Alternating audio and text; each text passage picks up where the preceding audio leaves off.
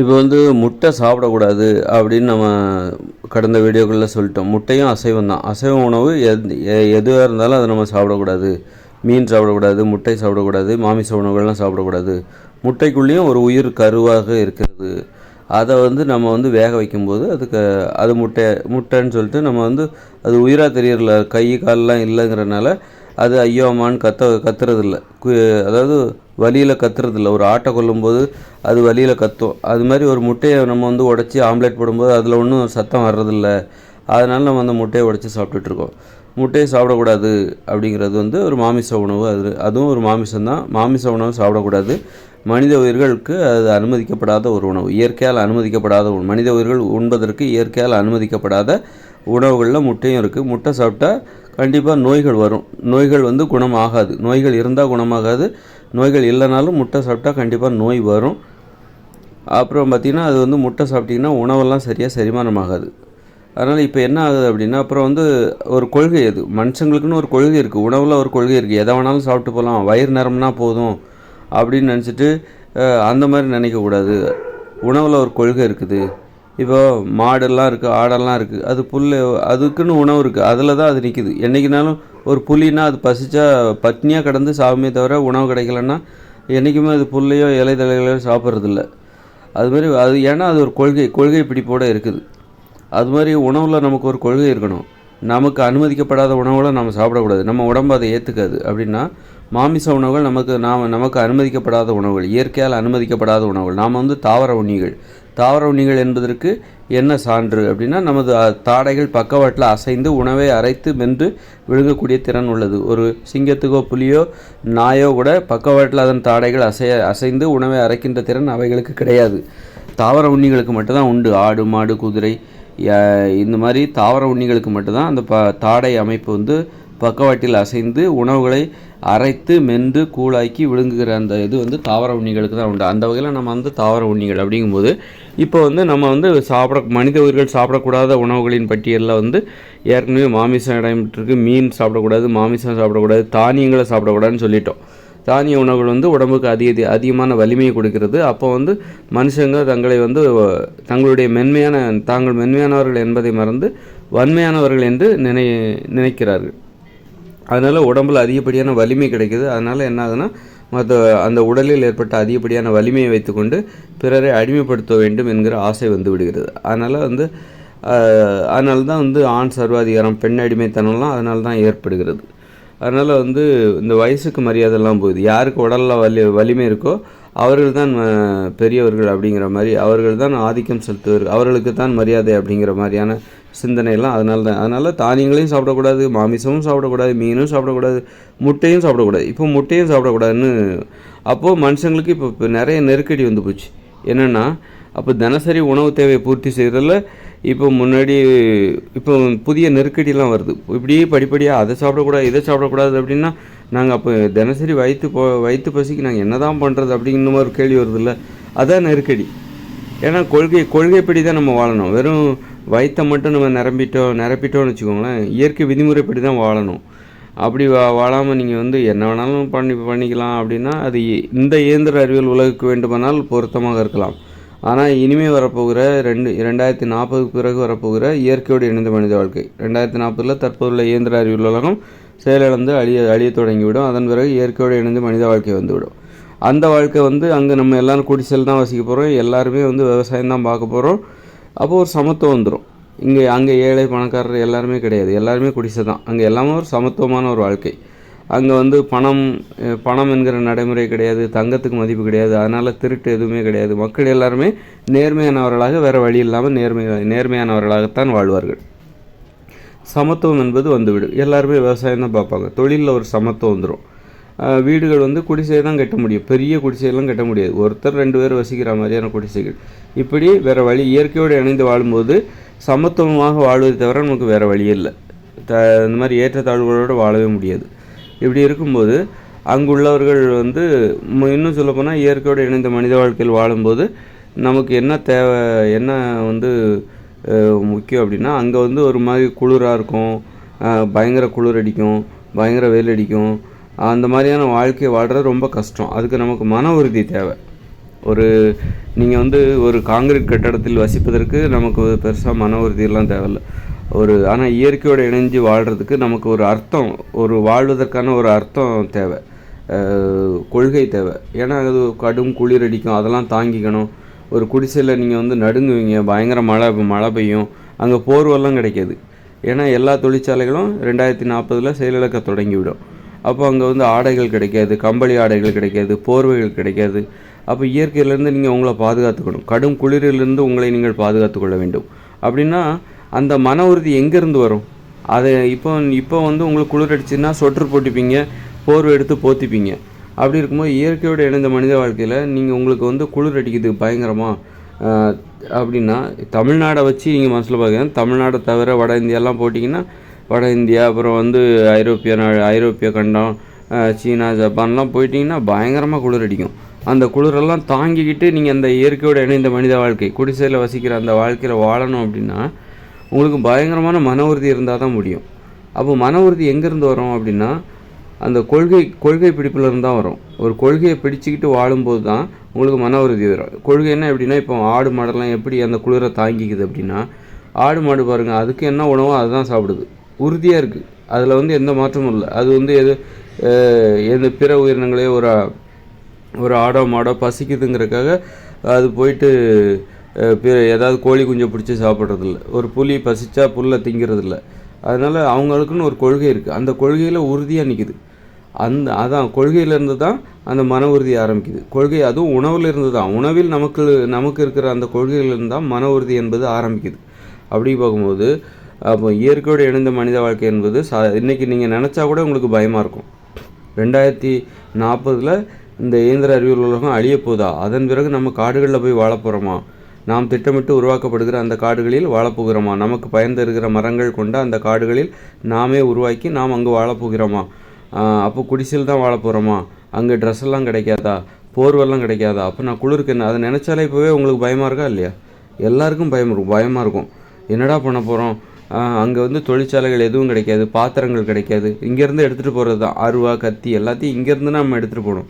கடப்பாறை, சுத்தியல், ஒளி எல்லாத்தையும் நம்ம இங்கேருந்து தான் எடுத்துகிட்டு போகணும். அம்மிக்கல் முதற்கொண்டு இங்கேருந்து தான், அந்த உலகத்துலேருந்து தான் நம்ம அங்கே எடுத்துகிட்டு போகணும். அங்கே போனால் எதுவுமே கிடைக்காது, கடையெல்லாம் கிடையாது, வியாபாரமே கிடையாது, பணமே கிடையாது. அப்போ அப்படி இருக்கும்போது என்னடா இப்போ இன்றைக்கே உங்களுக்கு பயமாக இருக்கா இல்லையா? அந்த வாழ்க்கையை நினைக்கும் போது உங்களுக்கு பயமாக இருக்கா இல்லையா? எல்லாருக்கும் பயம் இருக்கும். அப்போ அந்த வாழ்க்கை வாழ்கிறவங்களுக்கு எவ்வளோ கஷ்டமாக இருக்கும். இன்னும் நம்ம அங்கே போகல. அப்போ அந்த வாழ்க்கை வாழும்போது எவ்வளோ பயமாக இருக்கும், எவ்வளோ அச்சுறுத்தலாக இருக்கும். அங்கே இருக்கிற குளிர் உங்களை நடுங்க செய்யும். உங்களுக்கு ஒன்றும் அங்கே சிமெண்ட் தரெல்லாம் கிடையாது, பளிங்கு தரெல்லாம் கிடையாது, அங்கே எல்லாம் மண் தரை தான். அப்போ நீங்கள் எப்படி படுக்கையை அமைப்பீங்க? நீங்கள் இங்கேருந்து எதாவது கட்டில் எடுத்துகிட்டு போனால் அந்த கட்டிலில் படுத்துக்கலாம். இந்த இயந்திர அறிவியல்லேருந்து எதாவது கட்டில் தூக்கிட்டு போயின்னா அங்கே கட்டில் எடுத்து போட்டு அது வந்து எத்தனை வருஷத்துக்கு வரும்? அதன் பிறகு என்ன பண்ணுவாங்க? அது நினச்சாலே பயமாக இருக்குல்ல. அப்போ அந்த அச்சுறுத்தக்கூடிய அந்த வாழ்க்கை வாழ்வதற்கு நமக்கு மன உறுதி தான் உதவி. மற்றபடி உங்களுக்கு 1000 பேர் உங்களுக்கு உதவியாக இருந்தாலும் உங்கள்கிட்ட மன உறுதி இல்லைன்னா அந்த உலகத்தில் வாழ முடியாது. இயற்கையோடு இணைந்த மனித வாழ்க்கையை வாழணுன்னா உங்கள்கிட்ட மன உறுதி இருக்கணும். மற்றபடி உங்களுக்கு நான் இருக்கேன்னு சொல்லிவிட்டு உங்கள் 1000 பேர் உங்களை சுற்றி நின்னா கூட அந்த வாழ்க்கையை உங்களை வாழ முடியாது. உங்கள் மன உறுதி உங்களுக்கு நீங்கள் தான் துணை. உங்களுக்கு மன உறுதி இருக்கணும். மன உறுதி எங்கேருந்து வரும்னா கொள்கையிலேருந்து தான் வரணும். கொள்கை எங்கேருந்து ஆரம்பிக்குன்னா உணவுலேருந்து தான் முதல்ல ஆரம்பிக்குது. உணவில் நீங்கள் கொள்கைப்படி வாழ வேண்டும். வயிற்றை நிரப்புவதற்காக இயற்கையால் நாம் உண்பதற்கு அனுமதிக்கப்படாத முட்டைகளை, மனித உயிர்கள் உண்பதற்கு அனுமதிக்கப்படாத உணவுகள் வந்து என்னது? முட்டை. வயிற்றை நிரப்புவதற்காக நீங்கள் முட்டையெல்லாம் சாப்பிட்டீங்கன்னா, இல்லைப்பா எனக்கு பசிக்குதுப்பா, நான் என்னப்பா பண்ணுறது அப்படின்னு சொல்லிட்டு, அதான் அந்த முட்டை இருந்துச்சு, கோழி அடகாத்துக்கிட்டு இருந்தது, அந்த கோழியை விரட்டி விட்டு அதுக்கு அடியில் இருக்கிற 4 முட்டையை எடுத்து அவிச்சு சாப்பிட்டேன், வயிறு பசி போச்சு, நான் என்ன பண்ணுறேன் அப்படின்லாம் சொன்னீங்கன்னு வச்சுக்கோங்களேன், நீங்கள் வந்து உங்கள்கிட்ட மன உறுதி இல்லைன்னு அர்த்தம். ஏன்னா நம்ம முட்டை சாப்பிடக்கூடாதுங்கிறது நமது கொள்கை. மாமிசம் சாப்பிடக்கூடாது, மீன் சாப்பிடக்கூடாது. அப்போ மீன்லாம் சாப்பிட்லன்னா மீன்லாம் பெருகி போயிடும். மீனை பிடிக்கிறதுக்குன்னு வந்து பறவைகள் வந்துடும். அதனால் அதை பற்றிலாம் நம்ம கவலைப்பட வேண்டிய. பறவைகள் வந்து மீனை பிடிச்சிட்டு போயிடும். அதிகரிக்கிற மீன், குளம், ஏரி, குளம் இங்கெல்லாம் மீன் நிறைய வரும்போது அதை பிடிச்சி சாப்பிட்றதுக்குன்னு பிற உயிரினங்கள் வரதான். இப்போ பறவைகள் வந்துடும். பறவைகள் மீன் சாப்பிட்லாங்கிறது அதோட கொள்கை அது. அதனால் அதை பற்றி நாம் கவலைப்பட வேண்டிய தேவையில்லை. அது அவைகளுக்கான உணவு, அதை பிடிச்சி நாம் சாப்பிடக்கூடாது. அதனால் வந்து நாம் என்ன சாப்பிடணுமோ அதை தான் சாப்பிடணும். கொள்கை அந்த இயற்கையோடு இணைந்த மனித வாழ்க்கையில் வாழ்கிறதுக்கு நமக்கு வந்து மன உறுதி தேவை.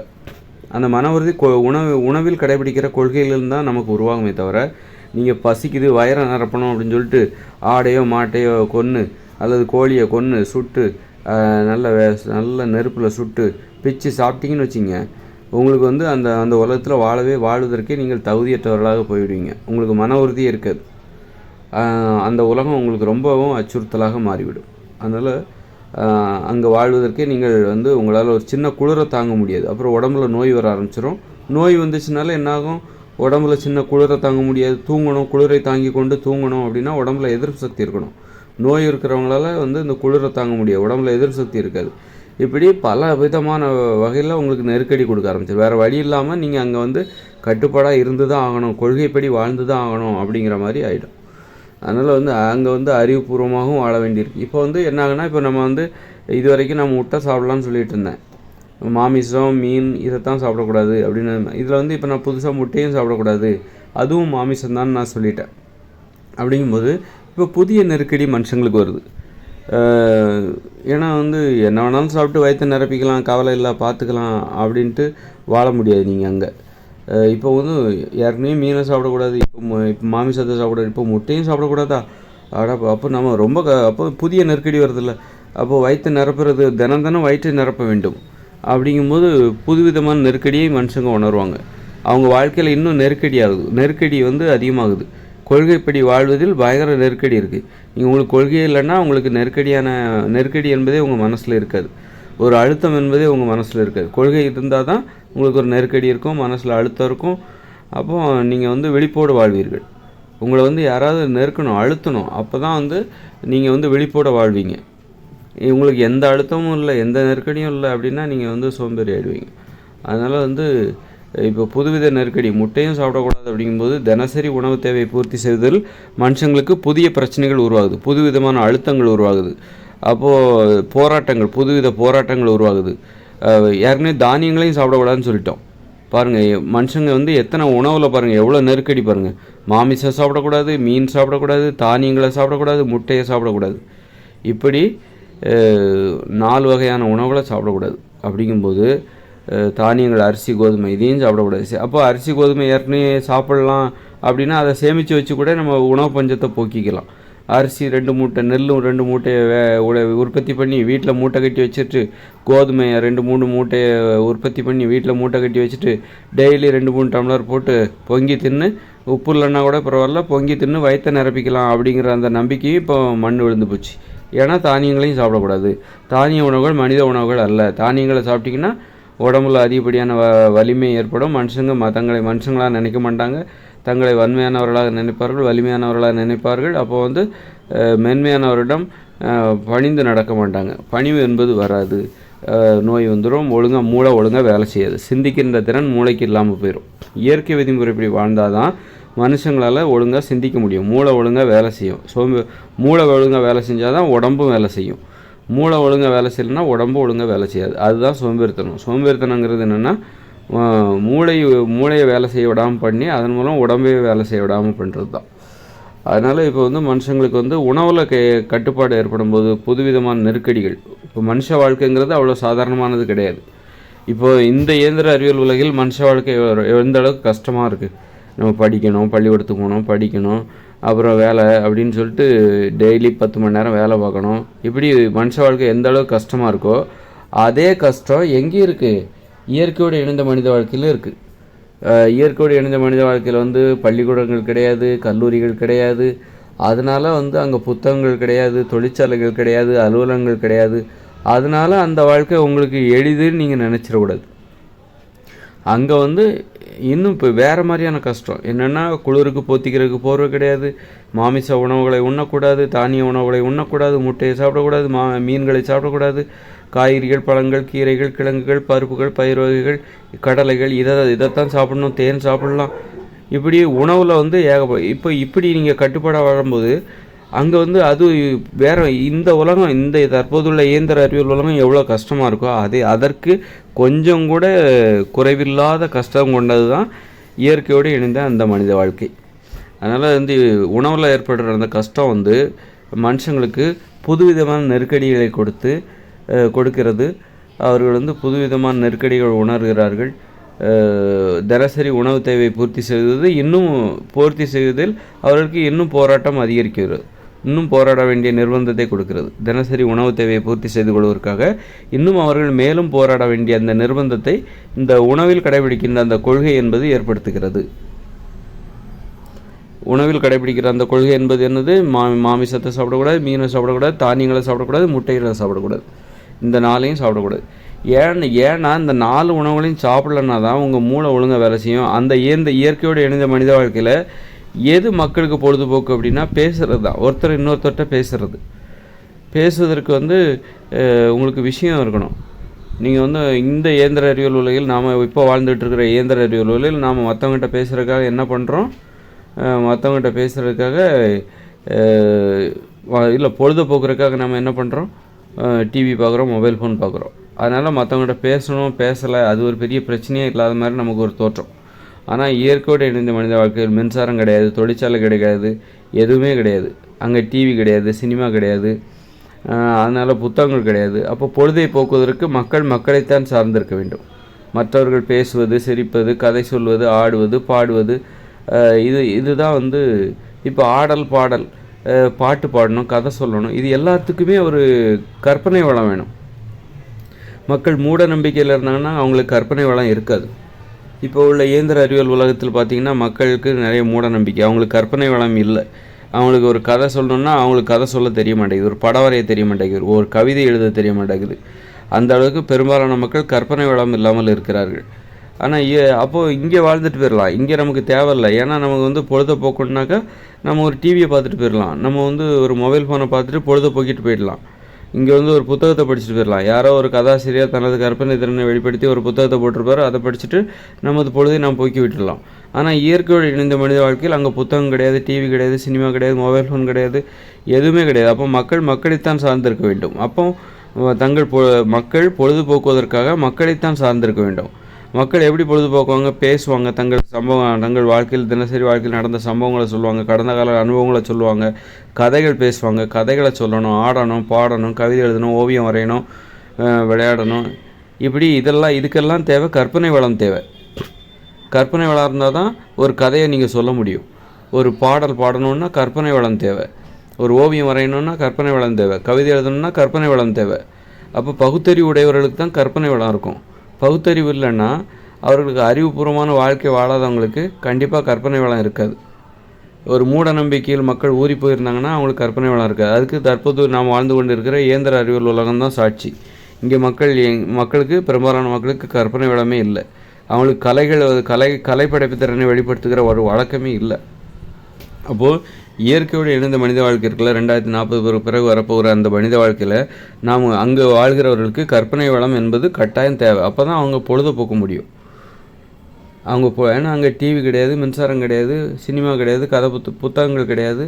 அதனால் அவங்க பொழுதை போக்கணும் அப்படின்னா அங்கே ஒவ்வொருவரும் கற்பனை திறன் மிகுந்தவர்களாக இருக்க வேண்டும், கற்பனை திறன் உடையவர்களாக இருக்க வேண்டும். அப்போ தான் அவங்களால என்ன பண்ண முடியும்? பிறர் பொழுதை போக்குவதற்கு பிறருக்கு உதவியாக இருக்க முடியும், தங்களுக்கும் உதவியாக இருக்க முடியும். ஏன்னா ஒவ்வொருத்தரும் பாட்டு பாடணும், அங்கே இருக்கிற ஒவ்வொருத்தரும் பாடல் பாட வேண்டும், கதைகள் சொல்ல வேண்டும், ஆட வேண்டும், பாட வேண்டும், அந்த மாதிரி கவிதைகள் எழுத வேண்டும், சிற்பங்கள் செய்ய வேண்டும். எல்லாருமே கற்பனை திறனோடு இருக்கணும்.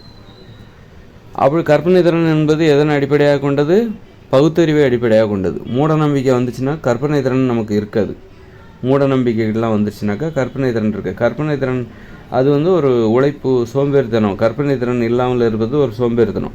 இன்றைக்கி மக்கள் ஆடுறது கிடையாது, பாடுறது கிடையாது, கதை சொல்கிறது கிடையாதுன்னா அது சோம்பேறித்தனம். நம்ம ஒரு அடிப்படை கடமை அது. அதை நம்ம செய்யாமல் வாழ்ந்துட்டு போகலாம் அப்படிங்கிற இந்த நினைப்பு தான். அது எதுக்கு கதையை சொல்லிக்கிட்டு தேவையில்லை, சொல்லனா என்ன வாழ முடியாதா அப்படின்னு நினச்சிக்கிறாங்க. ஆனால் இயற்கையோடு இணைந்த மனித வாழ்க்கையில் நீங்கள் கதை சொல்லனா உங்களால் வாழ முடியாது, பாடல்னா உங்களால் அங்கே வாழ முடியாது. அந்த வாழ்க்கை நரகமாக மாறிவிடும். பாடல் எல்லாமே, பாடல் என்பது மக்களுக்கு தேவை. நம்ம இன்றைக்கி ஏன் மொபைல் ஃபோன் பார்க்குறோம்? அதில் யாரோ பாடுறாங்க நம்ம கேட்குறோம், அல்லது அதில் ஒரு கதை, ஒரு சினிமா பார்க்குறோம், அதன் வழியாக ஒரு சினிமா பார்க்குறோம், மொபைல் ஃபோன் வழியாக, டிவி மூலமாக. அது மக்களுக்கு தேவை. என்ன தான் எவ்வளோ நேரம் வேலை பார்த்தாலும் வீட்டுக்கு வந்தால் டிவி பார்க்கணும்னு தோணுது. அது ஒரு தேவை, தினசரி தேவை. எப்படி வேலை நமக்கு ஒரு தேவையோ, தொழில் என்பது ஒரு தேவையோ, அது மாதிரி கலைகள் என்பது நமக்கு ஒரு தேவை. கலைப்படைப்பு திறன், கற்பனை வளம் என்பது நமக்கு தேவை. அதை நம்ம எப்படி பெறுறோம் அப்படின்னா, வீட்டுக்கு வந்தோடனே டிவி பார்க்குறோம், மொபைல் ஃபோன் பார்க்குறோம், அதில் உள்ள வீடியோக்களை பார்த்துட்டு பாட்டை பார்க்குறோம், சினிமா பாட்டு பார்க்குறோம். அதன் மூலம் நமது கலை தேவையை நாம் பூர்த்தி செய்து கொள்கிறோம்.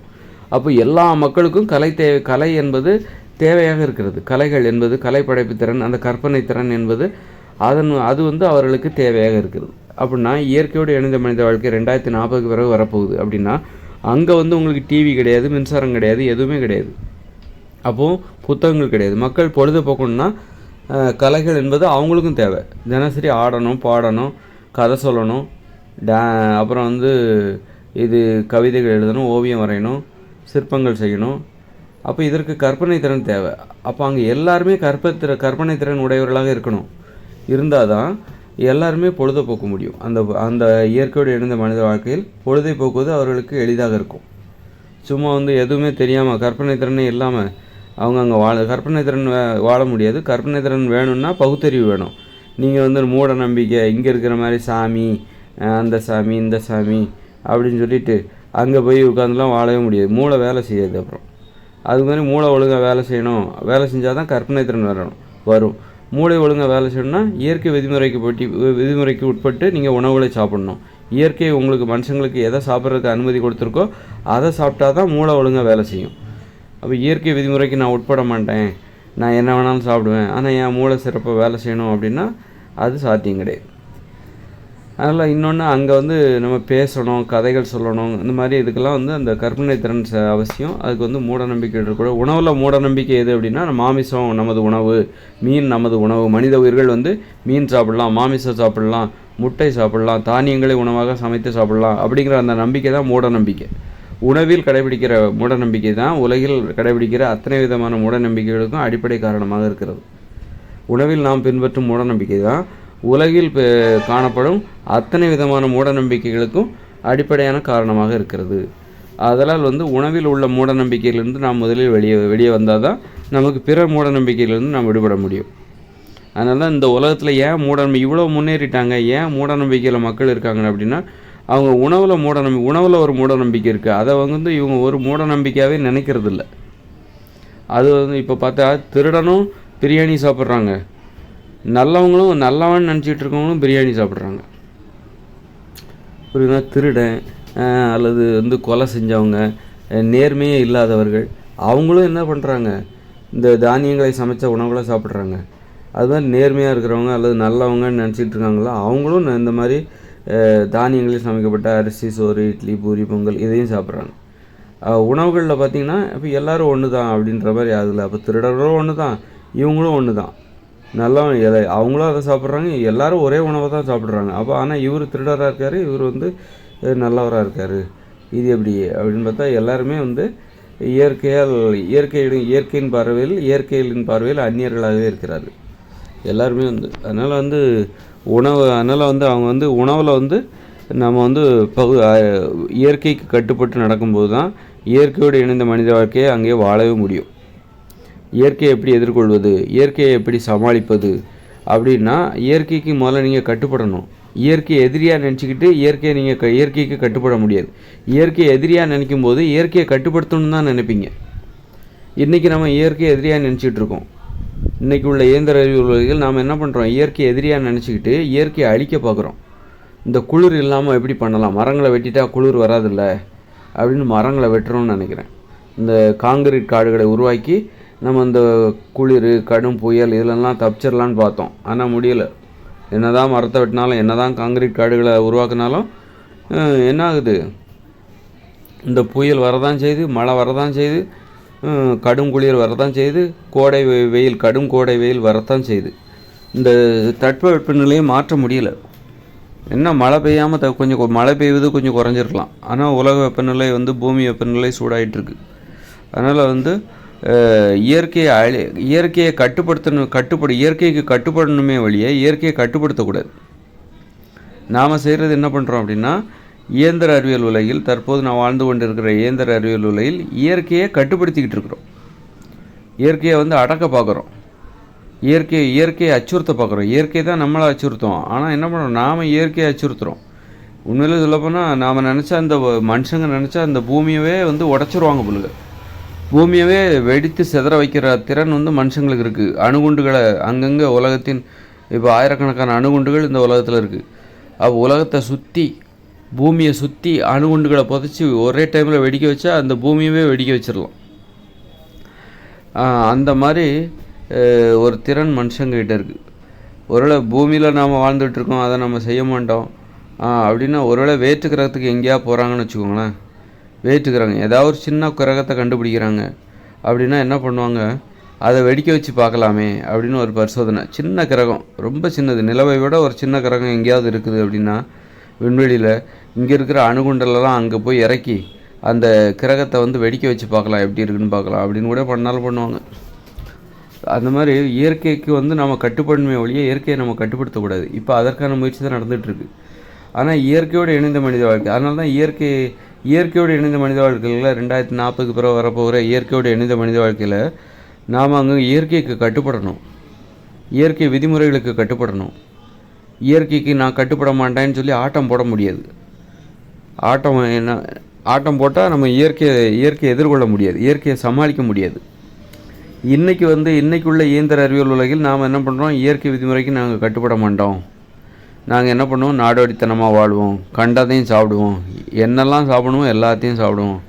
இயற்கை விதிமுறைக்கெலாம் நாங்கள் கட்டுப்பட முடியாது, பயப்பட மாட்டோம் நாங்கள்லாம் அப்படின்னு சொல்லிட்டு நாம் வந்து சும்மா தாந்தோந்தித்தனமாக அகம்பாவத்துலேயும் இதுலேயும் ஆட்டம் போட்டுக்கிட்டு இருக்கிறோம். ஏன்னா நமக்கு வந்து இயற்கை வந்து நம்மக்கிட்ட வந்து இப்போ இயற்கை குளிர் நம்மளை வந்து ஒன்றும் பண்ணாது. ஏன்னா போர்வை எடுத்து போத்திக்கிட்டு குளிரிலிருந்து நாம் பாதுகாத்து கொள்கிறோம். நோய் வந்துச்சுன்னா டாக்டர் இருக்காங்க, அவங்க ஊசி மாத்திரை போட்டு நம்மளை குணப்படுத்திடுவாங்க. அதனால் இயற்கையை பற்றி நமக்கு பயமே இல்லை. ஆனால் இயற்கையோடு இணைந்த மனித வாழ்க்கைக்குள்ள 2040க்கு பிறகு வரப்போகிற வாழ்க்கை, அங்கே வந்து நமக்கு துணி கிடையாது, ஆடைகள் கிடையாது, காங்கிரீட் வீடுகள் கிடையாது, சிமெண்ட் தரையெல்லாம் கிடையாது, மண் தரை, அப்புறம் குடிசைகளில் வாழப்போகிறோம், ஆடைகள் கிடையாது. அப்போ அந்த குளிரை தாங்கணும்னா நீங்கள் இயற்கைக்கு கட்டுப்பட்டாகணும். அங்கே நீங்கள் இயற்கைக்கு கட்டுப்பட்டு தான் ஆகணும். இயற்கை என்ன சொல்லும், என்கிட்ட வாடியே 2040க்கு அப்புறம் என்கிட்ட வருவல்ல, அப்போவா நீ யாருங்கிறத நான் பார்க்குறேன், என்கிட்ட நீ சரணடைஞ்சே ஆகணும், நீ இயந்திர அறிவியல் உலகை உருவாக்கி ஆட்டம் போட்டுக்கிட்டா இருக்கிற, 2040க்கு அப்புறம் வா, என்கிட்ட வா, அப்போ நான் உன்னை பார்த்துக்கிறேன், என் முன்னாடி உன்னை நான் மண்டியிட வைக்கலை அப்படின்னு சொல்லிட்டு இயற்கை இப்போ காத்துக்கிட்டு இருக்கிறாங்க. 2040க்காக காத்துக்கிட்டு இருக்காங்க. அங்கே போனால் நமக்கு போர்வை கிடையாது, குளிரிலிருந்து நாம் நம்மை பாதுகாத்து கொள்வது எப்படி அப்படின்னு மிகப்பெரிய, அங்கே காங்கிரீட் கட்டடம் கிடையாது. பெரிய மழை வருது அப்படின்னா நம்ம வீடு தர எல்லாம் தண்ணி புகுந்துடும். இங்கே நம்ம சிமெண்ட்டு காங்கிரீட் வீடெல்லாம் கட்டி வச்சுருக்கோம். அப்போது வந்து மழை வந்துச்சுன்னா வீட்டுக்குள்ளே தண்ணியெல்லாம் வராது பெரும்பாலும். ஆனால் இயற்கையோடு இணைஞ்ச மனுஷ வாழ்க்கையில் நம்ம வந்து குடிசையில் தான் வசிக்க போகிறோம். குடிசை, மண் தரை. அப்புறம் பார்த்திங்கன்னா மழை வந்துச்சு, பெரிய மழை வெள்ளம் வருது, வீட்டுக்குள்ளே குடிசையெல்லாம் அடிச்சுக்கிட்டு போயிடும். குடிசையெல்லாம் தாங்காது, தாக்கு பிடிக்காது. ஒரு பெரிய மலையில் நமக்கு குடியிருப்பதற்கு குடிசைகளே இருக்காது. பயங்கரமான ஒரு வாழ்க்கை அது. அங்கே போய்ட்டு நீங்கள் இயற்கைக்கு கட்டுப்பட்டே ஆகணும், இயற்கையை புரிஞ்சுக்கணும்.